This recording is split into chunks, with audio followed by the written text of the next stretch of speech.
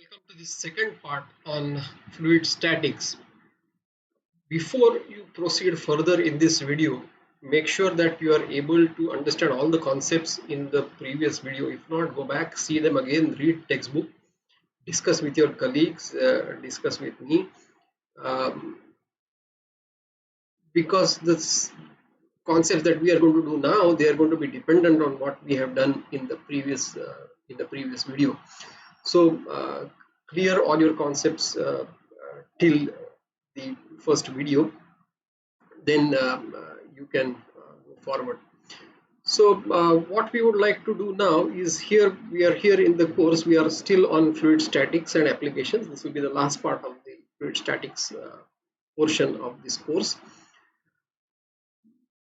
Just to refresh your memory and make sure that you have understood everything in the first part, uh, here's a small quiz for you. You can revise and give this quiz, and once you complete this quiz, then you can go forward. So first question is, write an expression for the law of fluid statics when z, the vertical height, and g are in the same direction, or when they are in opposite direction. Second small quiz test question. A manometer is used to measure pressure differential between the two ends of a pipe carrying oil. If the difference in the height of mercury in the manometer limbs is 25 centimeters and density of the oil is 860 kg per meter cube, the pressure differential is so many bar. Third question. What type of manometer is best suited to measure the pressure differential for the flow of air in the pipe, and the differential pressure is of the order of hundreds of Pascal? Fourth question is, what is the principle behind operation of a hydraulic jack? So once you've got all these answers, that is in a sense revising a revision of your first lecture, and essentially means that you are able to you recall all the concepts. So now we can go forward to our next part of this course, pressure variation due to centrifugal force. Now sometimes when we are talking about centrifuges, so suppose there are two liquids which we want to separate, and the density difference between the liquids is very small, or we want to separate solid particles from a liquid, and then the density difference between the solid particle and the liquid is small. So how do we separate in those particular cases? If you want to separate solid particles from liquid, or one liquid from another liquid, we have seen in the separators, liquid separators, that if you just allow them to settle, take them in a vessel, allow them to settle, don't disturb them, they will just form two different layers because they are immiscible with each other. The organic layer, less density fluid will be on top, higher density fluid will be on the bottom. Same way, if you have solid and liquid being separated, solids being separated higher density than the water, let's say, or liquid, then solids will settle down, liquid will remain on the top. But what this difference or separation takes a long time if the density difference between the solid and the liquid is small. It's very intuitive, very obvious that if the density difference between solid and liquid or two liquids is very large, they will easily separate into two layers. But if the density difference is small, they will take a long time to settle. So one way of separating these two liquids, or solid and liquid, is to use a centrifugal force, something more than the gravity. And imagine that we are having a bowl, let's say a cylindrical vessel, if you like, beaker, if you like, and we are rotating this beaker about its axis at a large speed, and then all the liquid will be thrown towards the sides, and this gray area is the liquid, and then there's a clear portion here. Now let's say we are taking a differential element, control volume if you like, of thickness dr at a radial location r from the center. So if you look at the top view, obviously not to scale, so if you look at the top view would be a circle, okay, and this is the center of that circle, and we are rotating this centrifuge, or beaker if you like, centrifuge, at high speed around its axis, let's say omega is the angular frequency, so many radians per second. So omega is 2 pi n, n is revolutions per second. So 2 pi would be the circumference, so many radians per second. So 2 pi n, that's our value of omega. Now, so if you look at the top view, what we are taking this differential element of thickness dr, which means we are taking a differential element like this. We are taking a differential element like this. This is the differential element that we are talking about. Imagine it is circular. It is not very proper. The drawing is not very proper. But this thickness of this circular element is dr, and it is at a radial location r from the center. That's what this r means. So now we are looking at cylindrical coordinate system or polar coordinates. R is the radial distance away from the center, and theta is around the axis.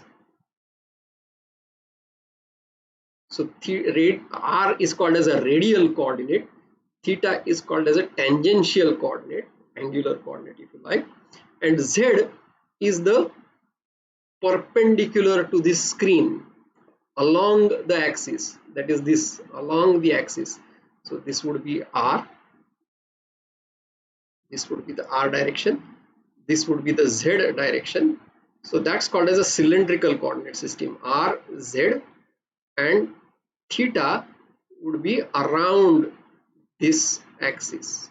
Tangential coordinate is theta, axial coordinate is z, radial coordinate is r. So just like we have a Cartesian coordinate, now we have a cylindrical coordinate system. Now if we think of this differential element, so this differential element, we are looking at a cross section here. That's why this engineering graphics course is there. We are looking at this cross section. This differential element will appear here. It will appear like this.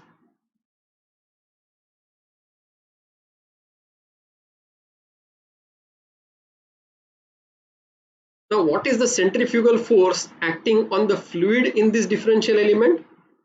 So that centrifugal force dF would be r omega square and dm, the mass in this differential element.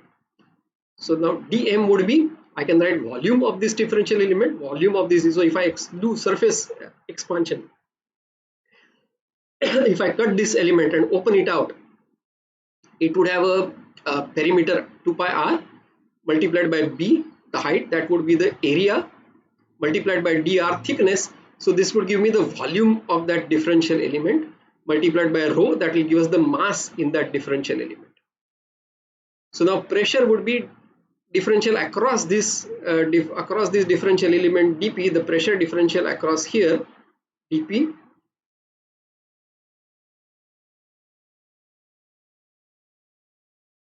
would be the df divided by area perpendicular to this force. Remember, pressure force is perpendicular. Okay. So df would be r omega square 2 pi r b rho dr, and area would be 2 pi r perimeter and b the height. So that will be the area of a rectangle. If I open this differential element out, it would have a length of 2 pi r and a height of b. So that would be area 2 pi r b. So dp would be rho r omega square dr. So now compare this with fluid statics. So r omega square is like acceleration due to gravity. And when we talk about centrifuges, they are talked in terms of what is an equivalent amount of g force that acts on this fluid element or acts on this fluid. So r omega square is like g. So we can say that if r omega square is 9.81, the centrifugal force acting on the material is 1 g. If r omega square is 98.1, it is like 10 g. If r omega square is 981, it is like hundreds of 100 g. And that's how we are able to separate even two liquids or solid and liquid which have a very small density difference. If I just allowed gravity to take effect and allow them to separate, it would have taken a very long time. But now r omega square, we can make it 10 times or 100 times g, and then separation between the two liquids or solid and liquid can be much faster. So P2 minus P1 would be, if I integrate this, would be half rho omega square R2 square minus R1 square. So if this is R2 and this is R1, the pressure differential acting on this element, so P2 would be here, P1 would be here. So P2 minus P1, this difference is nothing but half rho omega square R2 square minus R1 square.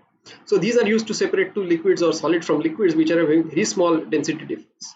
So for example, if you are trying to separate out components from let's say blood, plasma, if we are trying to separate components from blood, then blood is essentially water. The components that are there, cells and so on and so forth, they are having densities very close. So we separate them using centrifuge. So plasma therapy, if you have seen, we take out that plasma and use it for patients in, let's say, COVID treatment. If you are thinking about nuclear fuel processing, you want to separate isotopes, let's say uranium separation, natural uranium from enriched uranium. You are trying to separate two isotopes of uranium.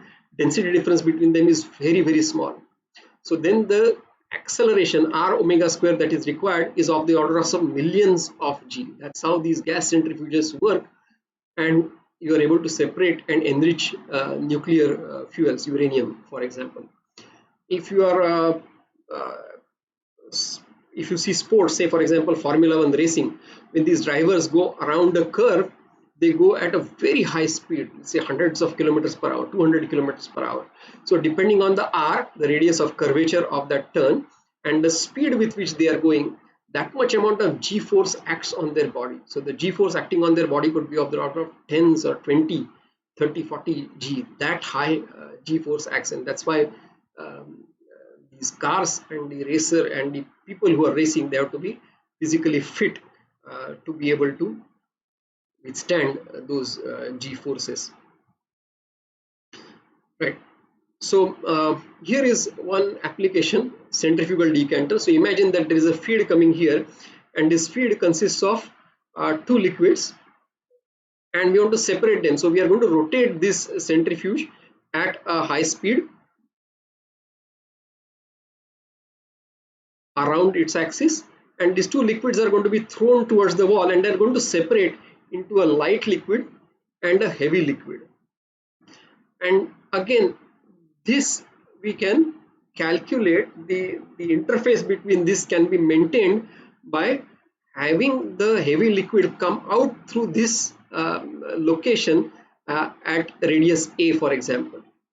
So radius a is the radius at which the light fluid, the heavy fluid is taken out. Radius of b is the radius at which the light fluid is taken out, and ri is the radius of the interface. And then we can adjust our ra so that our interface, radius of the interface, can be controlled, and we can get a good, nice separation.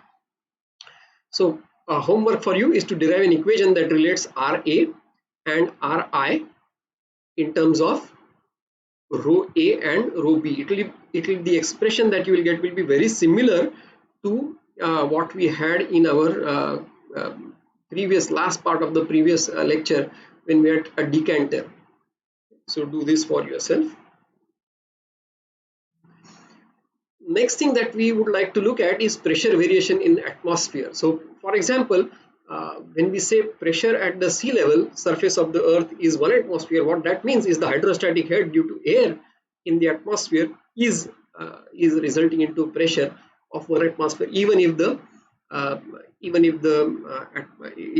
air is stagnant. So just to get you started, first I would like you to answer this question. At the surface of the earth, let's say temperature is 30 degrees centigrade, pressure is 1 atmosphere absolute.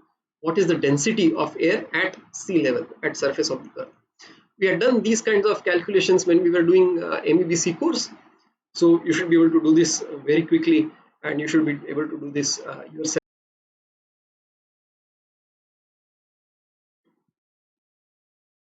So here's the answer.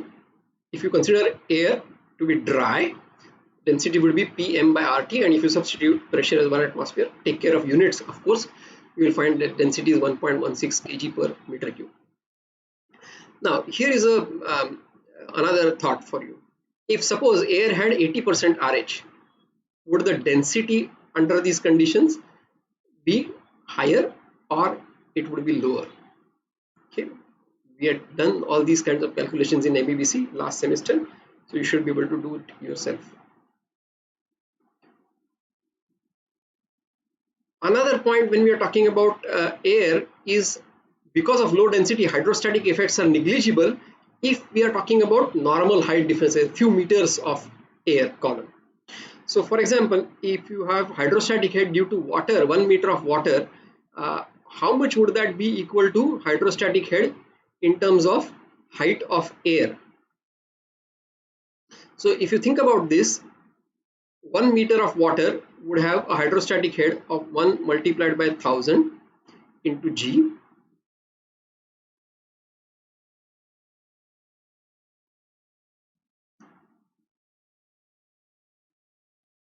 If I say X amount of air, X height of air multiplied by 1.16, that is if I assume density to be constant, multiplied by G. So you will find that X is 1000 divided by 1.16, something like 800 meters of air. So if you're talking about air height differences in air, maybe few meters, 5 meters, 10 meters, 20 meters, the hydrostatic head because of that is negligible. So here is the next point. Is the air density constant with respect to height? Well, for small heights, yes, you can consider. But what if the height differences are very large? Let's say you're talking about surface of the earth, and let's say a mountain 3-4 kilometers high, 3000 meters high, 10,000 feet height of the mountain. Another thing that happens is with height, the temperature reduces, and because of that, the pressure also reduces, because the atmosphere that is above, air that is above, is much lower, much less. So the question is, how do I account for the difference in pressure and temperature with respect to height Z above the surface of the earth? The rate of fall of temperature with respect to height in the atmosphere is called as lapse rate. Now you will see in your later on in your course, semester 6, something about something called as adiabatic lapse rate and the actual lapse rate, and this lapse rate has some very important bearings on how the pollutants are dispersed in this air. We will not talk about that just now, but the rate of fall of temperature with respect to height, that's called as a lapse rate. Okay, so here is a problem. Imagine that this is a sea level. So this is our sea level. Let's say pressure here is P0, temperature is T0, and density is rho 0. We would like to find out pressure, temperature, and rho at some height Z above the surface of this earth. Okay. So we know that temperature T is lower than T naught, and that difference is called as lapse rate. So this rate of fall of temperature with height is called as lapse rate. And if I say that temperature variation is linear, that means temperature decreases linearly with height, then we can write T in terms of T0 as T equal to T0 minus beta Z. Beta is like the slope, how fast temperature is dropping with respect to Z, and then this beta is called as lapse rate. So for example, if lapse rate is 5 degrees centigrade per kilometer, that means this beta is 0.005 degrees centigrade per meter of height. So if T0 is 30 degrees centigrade and we are talking about a height of 10 kilometers, that means this Z is 10 kilometers, 10,000 meters. So 0.005 multiplied by 10,000 would be 50. So the temperature at a height of 10 kilometer would be 30 degrees centigrade minus beta Z would be 50. It would be minus 20 degrees centigrade. Okay, now using this beta, I would like you to derive expression for P by P naught and rho by rho naught in terms of Z and beta. Do this yourself and then go forward. Okay, so here is the solution. We can write T as T0 minus beta Z. Suppose beta is 5 degrees centigrade per kilometer, that means beta is 0.005 degrees centigrade per meter. So dt by dz we can write as minus beta from here. Now dp we have write in terms of fluid statics rho g dz. Again z is positive upwards, so this minus sign is appearing. Z and g are in opposite directions. So dp rho I can write in terms of ideal gas law, Pm by RT.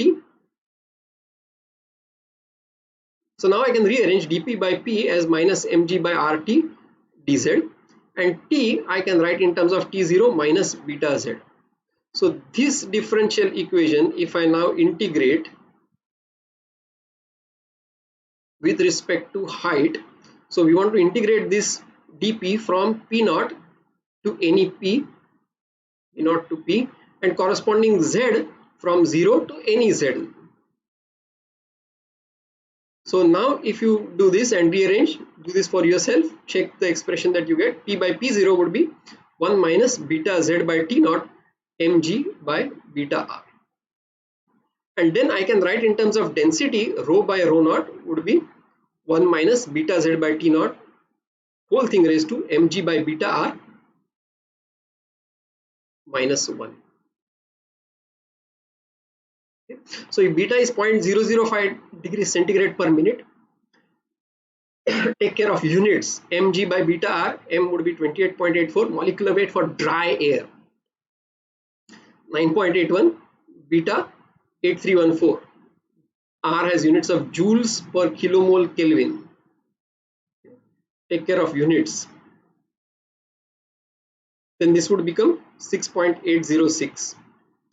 So if you are talking about at a height of 10 kilometers above the sea level, beta Z by T naught, beta 0.005, Z 10 kilometers, 10,000 meters, and T naught 303.15, 30 degrees centigrade. Beta Z by T naught would be 0.165. So P by P naught would be, from this expression, P by P naught would be 1 minus 0.165 raised to 6.806.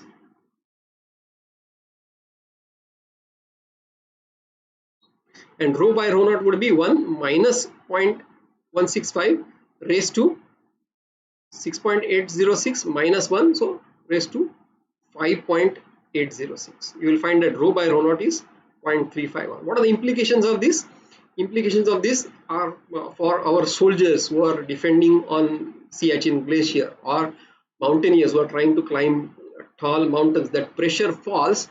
As a result, the partial pressure of oxygen also becomes small, 21% multiplied by the pressure here, and therefore the transfer of oxygen to the blood of these people also becomes very small. So they get tired very easily, they feel dizzy, and so on and so forth. So you need to supplement them by having a mask or pure oxygen or enriched oxygen, so that the oxygen transfer is fast enough and they can sustain in those levels. Here is a small problem just to apply all these things that we have learned. So problem is like this: helium filled balloons are commonly used to send weather related equipment and measure and record atmospheric data at different heights in the atmosphere, as shown in the picture. So imagine that there is a balloon. This balloon is filled with helium. We connect equipment to this, let's say pressure measurement, temperature measurement, humidity measurement, all the measurements that we would like to do related to the weather. And this balloon we allow to go up in the atmosphere, and this equipment records that temperature and pressure, how they, or humidity, how they vary with respect to height as this balloon goes up. So imagine that the weight of all this equipment is 50 kilograms. Imagine that this balloon is made of a cloth, and this cloth has a density of 600 grams per square meter. Now, little take care of units. Density is 600 grams per square meter. So when you're talking about materials like paper or cloth, right, we don't say density of the cloth is, or density of the paper is 800 kgs per meter cube. What is more important is what is the area that the cloth or the paper occupies. So their density are talked in terms of grams per square meter, right? So this nylon cloth is made having a density of 600 grams per square meter. So if 1 meter square of the cloth is required to make this balloon, it would have a mass of 600 grams, 0.6 kilograms. That's the meaning of this density. It's of course related to the thickness. Different thickness, same meter square, same area of the cloth, but different thicknesses will give you higher and higher mass, higher and higher weight. That's how the densities of fabrics are measured. Also assume that the balloon has a spherical shape. On a particular day, pressure at sea level is 750 mmHg, temperature is 25 degrees centigrade, and the atmospheric lapse rate is 3.5 degrees centigrade per kilometer. So the balloon is filled at sea level with this temperature and pressure and released. Okay. Assume dry air for this application. Now, if you have a balloon, just to maybe clarify, this balloon, suppose this balloon is very small, right? Why is the balloon rising? Because of buoyancy force upwards. The density of the fluid gas inside the balloon is lesser than density of the outside air. That's why this balloon has a buoyancy force. That's why this balloon rises. But if you take too small a balloon, it will not be able to lift the equipment because the net buoyancy force would be small. If I take balloon very large, then the buoyancy force would be large, and then the equipment that is tied to the balloon will be able to so the balloon can lift the equipment, and then balloon can rise in the equipment. So what I would like you to find out first is what is the minimum diameter of the balloon required to just lift the equipment.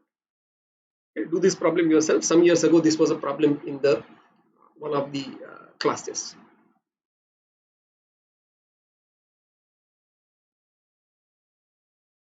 Pause the video, don't go forward till you solve. Discuss with others.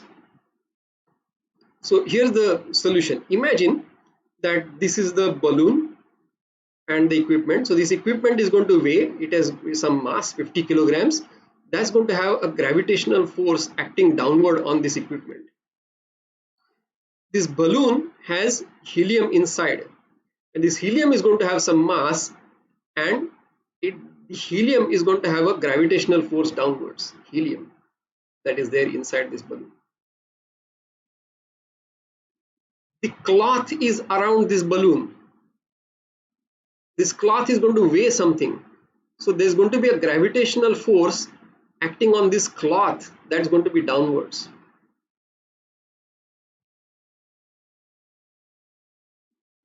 Now, because helium is less dense than air that is outside, the balloon and the equipment that is tied, there is going to be a buoyancy force upwards.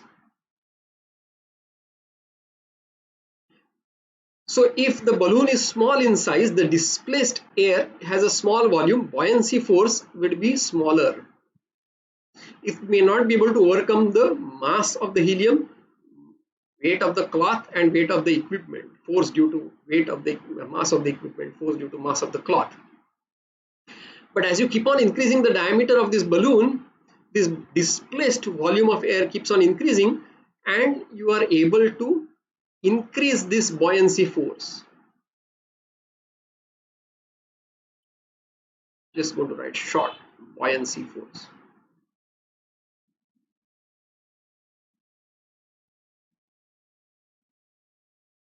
Buoyant force. Sorry, AND. Buoyant force. So the minimum size of the balloon that we will require would be such that this buoyancy force exactly balances the force on the helium, force on the cloth, and force on this equipment. So let's write that force balance. So at sea level, let's say d is the diameter of the balloon, minimum diameter of the balloon. P naught is 99,990 because the pressure we have told is 750 mmHg. Convert that to Pascal. T naught 25 degrees centigrade 298. Rho naught, if we calculate, it is 1.163. Rho of helium would be Pm by RT. P m molecular weight of helium, R, and this temperature. Rho helium would be 0.164. Now you can see density of air is larger, density of helium is smaller. That's why there is a buoyant force. That's why this balloon has a tendency to rise upwards. Rho of cloth is 0.6 kg per meter square. Mass of the equipment is 50 kg. Mass of helium inside the balloon is pi by 6 d cube. That's the volume of the helium inside multiplied by rho of helium. Mass of the fabric, area, surface area of this balloon would be pi d square into rho of cloth, 0.6 kg per meter square. So the total gravitational force would be 50 times g, that's the mass of the equipment, density multiplied by volume of the balloon, mass of the helium into g, and gravitational force on the cloth, surface area multiplied by grams per square meter multiplied by g. Buoyancy force would be volume of the displaced air, multiplied by density of the air, and density of the air is 1.163 here into g. So when the balloon just lifts, the net buoyancy force must be equal to the gravitational force acting on the equipment, acting on the helium, and acting on the cloth. And if you solve now, only unknown is this d, and you can calculate d would be 6.13 meters. So you see, I need a 6 meter diameter balloon to be able to take this equipment up. Next small problem would be, imagine that if I take a diameter, if I take a helium, if I take a balloon double this diameter. So now new problem would be, suppose this diameter that I take is 12.26 meters. So suppose this d is 12.26 meters. Obviously then the buoyant force would be larger than the gravitational and force. Then the balloon will be able to rise up. I would like you to find out to what height it will go. Okay. So you will need to use this balance along with density variation in air. So you need to use these expressions. So solve this for yourselves. Some other situations in chemical plants where this kind of situation is fluid statics is important, is locating condenser. So imagine that there is a distillation column. There is a condenser here. This condenser condenses the vapors that come here, and the liquid go here. Now sometimes these distillation columns are operated under vacuum. So there is vacuum here, but there is atmospheric pressure here. The atmosphere.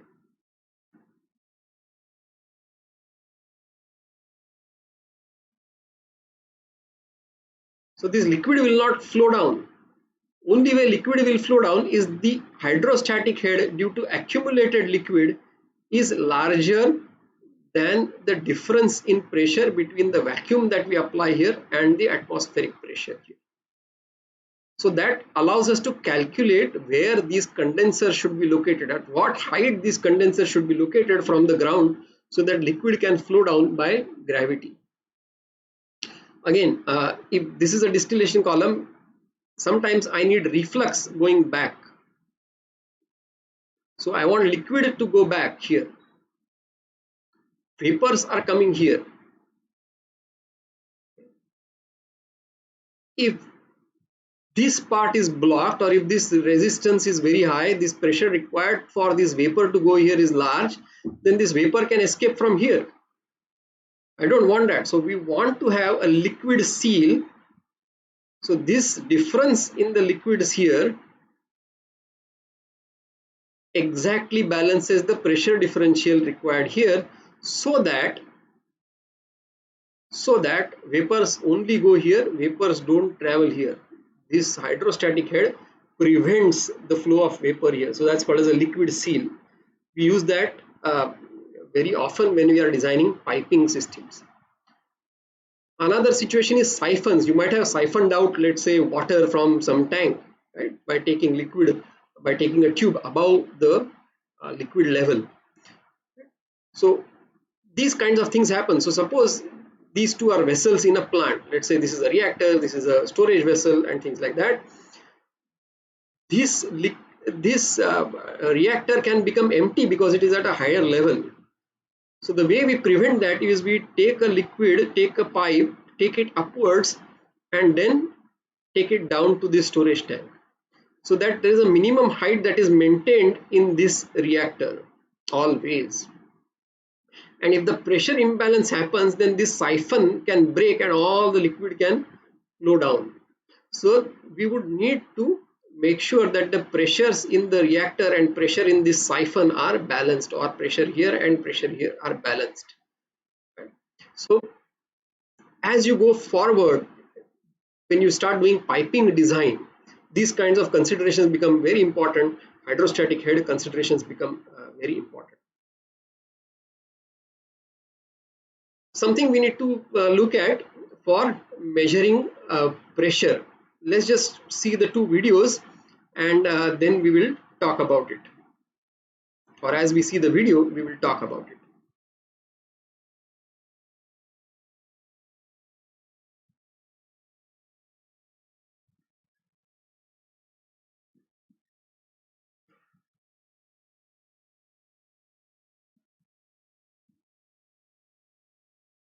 Yeah, just start from.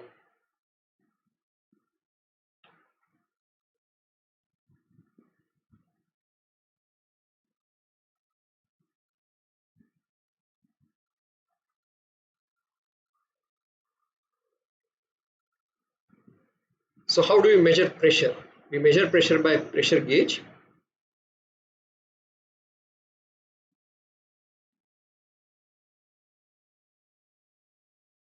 They are required very often, very commonly in industry, because we need to know pressure at different locations. So there's something we say analog gauges. Analog means they have a dial. So one of the ways we do is it's called as a Bourdon gauge, Bourdon tube. You will see the inside of this Bourdon gauge. So the Bourdon tube is like this. So there's a tube which is connected to a pointer. Now when a gas comes here or liquid comes here, the pressure of this liquid makes this expand, and making this tube expand, the curvature changes, and that sends a signal on this needle. The needle shifts and we get a reading.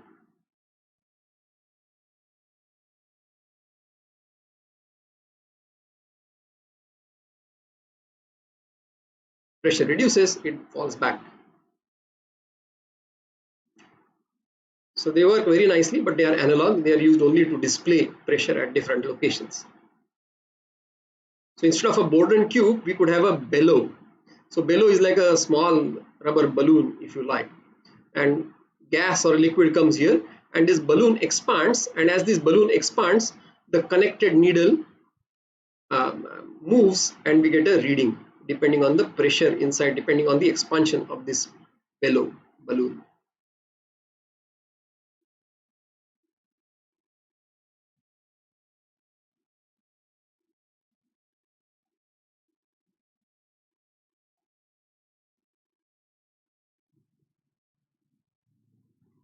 So instead of the analog signal also can be converted to a digital signal.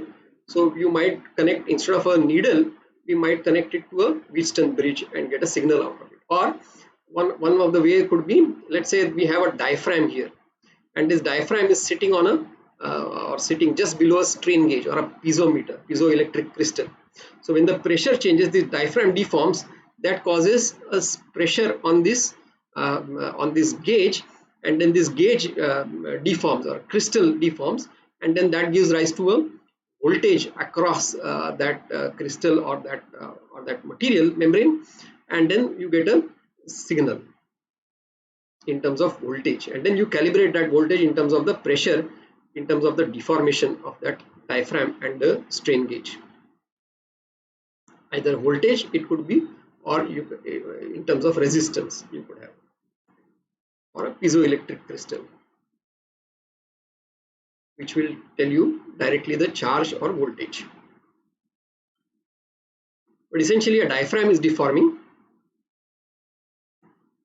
So when you want to apply, you need to consider things like what is the range that we want to measure, what is the accuracy that we want to measure, units of course, what process connection is required. That means what is the fluid that is inside. Is the fluid water, is the fluid air?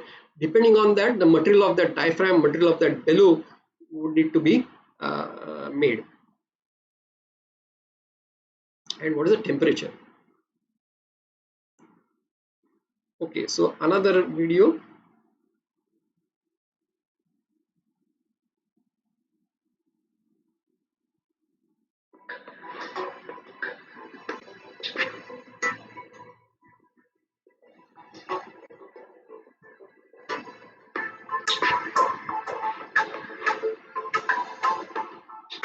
The most varied media are filled into and drained via pipes from tanks every day.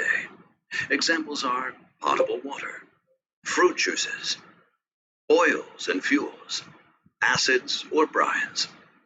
Since these media can have completely different properties, there are different measuring principles to detect them. For example, pressure measurement by absolute or gauge pressure, hydrostatic pressure, as well as differential pressure. The first scientific origins of pressure measurement were documented in the middle of the 17th century. Galileo Galilei made tests with pumps to overcome the differences in altitude for irrigation purposes. Evangelista Torricelli conducted research with mercury columns and discovered the state of the vacuum. Blaise Pascal heard of these experiments, continued the research, and could determine the weight of air. Pascal called this force pressure, and to pay homage to him, the SI unit for pressure was named after him. Pressure is the result of a force acting on an area. Pressure instruments may be used to detect absolute and gauge pressures, and to determine pressure variables and levels in tanks. First of all, let's have a closer look at the mode of operation of this measuring method using the example of absolute and gauge pressure. Pressures can be measured continually in a pipe flooded with a liquid. We will have a closer look at the difference of an absolute pressure cell and a gauge pressure cell using the example of a ceramic cell. In a ceramic cell, an electrically conductive material is applied to a ceramic substrate, thus forming a capacitor. As pressure is applied, the diaphragm deforms and causes a change in capacitance. The absolute pressure cell is a closed system and measures against the vacuum. In an atmospheric environment, the air pressure is indicated. In a gauge pressure cell, an opening in the substrate permits the pressure compensation between the atmospheric environment and the inside of the cell. The cell measures values which are relative to the ambient pressure. In an atmospheric environment, the air pressure is not indicated. In hydrostatic pressure measurement, the liquid in the tank acts on the process. So when you say hydrostatic pressure measurement, we are trying to measure the level of liquid in this water. So in a plant, we don't have glass vessels. We won't be able to see what is the level inside the tank. We use pressure or hydrostatic head acting on a pressure measurement device to indicate to us what is the level inside. Okay? That's what this particular part of the video is talking about. Diaphragm of the sensor. Gravity causes the pressure to increase as the liquid column, that is the filling level of the tank, rises. The liquid column is proportional to the filling level and the density of the medium. In an open tank, pressure is continually compensated in relation to ambient air. Therefore, the gas in the upper area of the tank does not affect level measurement. However, in addition to the pressure of the liquid column, the atmospheric pressure also acts on the sensor. In atmospheric pressure compensation, the sensor is called a gauge pressure sensor. Let's have a closer look at such a sensor.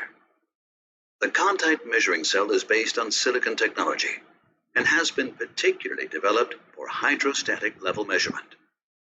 Resistances are applied to a silicon chip in form of a whetstone bridge.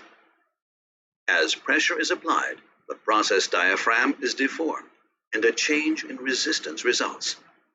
In the sensor, So like the strain gauge we talked about, change of pressure causes deformation, and then the deformation leads to voltage or change of resistance, which when we connect into a Wheatstone's bridge, we can measure the current in the Wheatstone's bridge required to compensate for that change of resistance. And then that is what is displayed, or that is what is calibrated in terms of the pressure. Resistance results.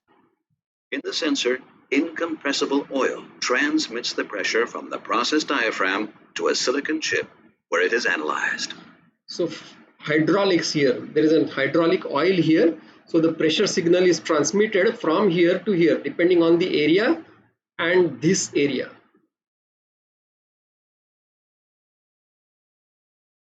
In differential pressure measurement in a closed tank.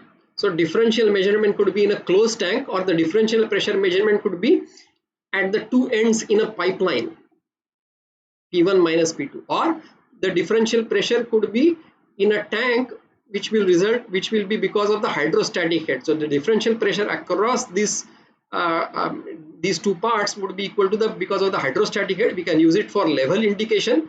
Or the differential pressure, if I connect this to one part of the pipeline and this to another part of the pipeline, it will tell us the differential pressure inside the pipeline which is driving the flow of fluid in that pipe. The atmospheric pressure is of no consequence for level measurement. Apart from the pressure of the liquid column, the pressure head above the level is also measured. Both values are... So we can use this for tanks which are under pressure. So they need not be open to atmosphere. So this tank may be at 100 atmosphere or 20 atmosphere or 1 atmosphere or 0.5 atmosphere absolute. What is measured is only the relative pressure difference between here and here. So we are in a sense measuring the height difference, hydrostatic head due to this height difference. In effect, we are measuring the liquid level. Transferred to the transmitter via oil-filled capillary lines. The transmitter calculates the difference between both pressures and determines the level in the tank from this value. The pressure instruments of Endress and Hauser facilitate the measurement of pressures and levels in standard applications, as well as applications with high temperatures and high pressures, as well as those involving corrosive and abrasive media. We have an appropriate solution for any application. So this is just one. So this is just one of the companies. This is not the only company that use pressure sensors and level sensors. So you have seen that hydrostatic head can be effectively used to even measure either pressure differential or even measure liquid levels in the tank. Okay, let's go forward in terms of our class. So these are the videos. You can see these links later on as well.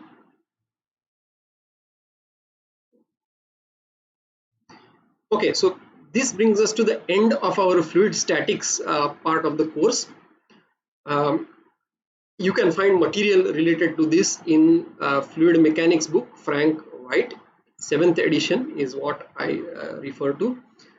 It is the material that we've discussed is in chapter 2, sections 2.1 to 2.4. We are going to skip some sections in between because they are more related to civil or mechanical engineering. So sections 2.1 to 2.4, 2.8 and 2.10. These are the sections that we have covered. And if you want to solve extra problems from the book, these are at least some of the problems that you should solve, at least, right? There are more problems in the book. At least there are 120, 130 problems in the book, chapter 2, end of chapter 2. Back of that book also gives answers to some of the selected problems. So once you solve the problems, you can verify from the back of the book, or you can verify amongst yourselves. Verifying and allowing and checking with each other is always a good idea. Okay, these are the minimum problems that you should be solving. These are not the only problem that you should be solving, right? So that brings us to the end of our course, and fluid statics part is complete. Make sure that you have understood everything in this part before we go forward. The next part of the course is going to be looking at macroscopic balances.